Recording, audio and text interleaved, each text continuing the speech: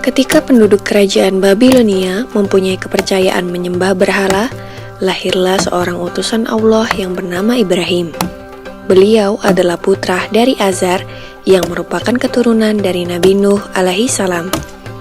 Ayah Nabi Ibrahim adalah seorang pemahat patung yang cukup terkenal. Saat masih kecil, Nabi Ibrahim membantu menjual patung-patung buatan ayahnya. Karena sering berkeliling menjual patung, Nabi Ibrahim pun bertanya-tanya, "Wahai ayahku, apakah engkau percaya bahwa semua patung yang dibuat ini adalah Tuhan yang pantas?" Namun ayah Nabi Ibrahim tidak mau menjawab dan tetap terus membuat berhala. Kejadian ini terdapat dalam surat Al-An'am ayat 74. Kerajaan Babilonia pada saat itu dipimpin seorang raja yang bernama Namrud bin Kan'an.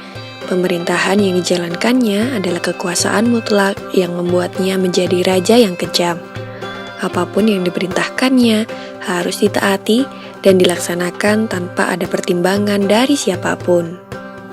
Setelah dewasa, Nabi Ibrahim mulai menyebarkan ajaran Allah Subhanahu wa Ta'ala. Pada suatu hari, semua penduduk merayakan sebuah tradisi tahunan dengan pergi keluar kota untuk berburu. Nabi Ibrahim juga diajak oleh ayahnya. Namun kali ini Nabi Ibrahim menolak dengan alasan sakit. Nabi Ibrahim kemudian pergi untuk menghancurkan patung-patung berhala yang berada di tempat ibadah dengan menggunakan sebuah kapak.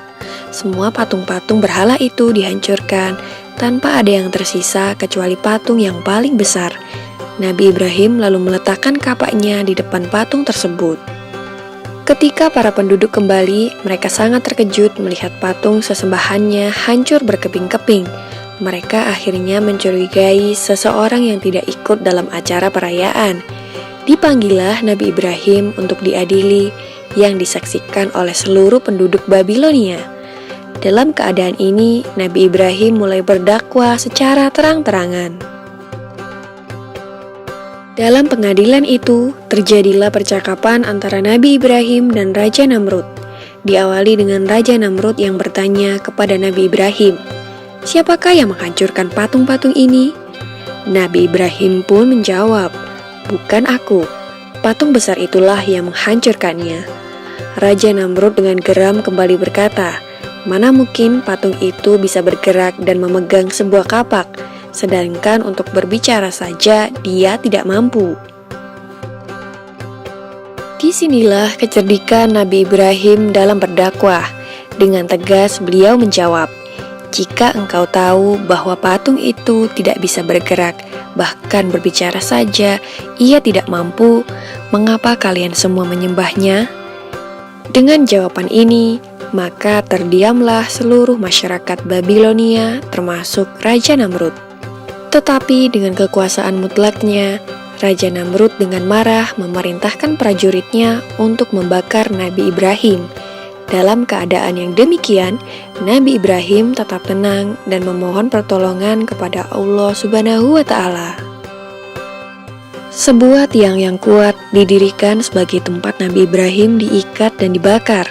Setelah kayu sudah siap mengelilingi Nabi Ibrahim, disulutlah kayu itu dengan api atas perintah Raja Namrud.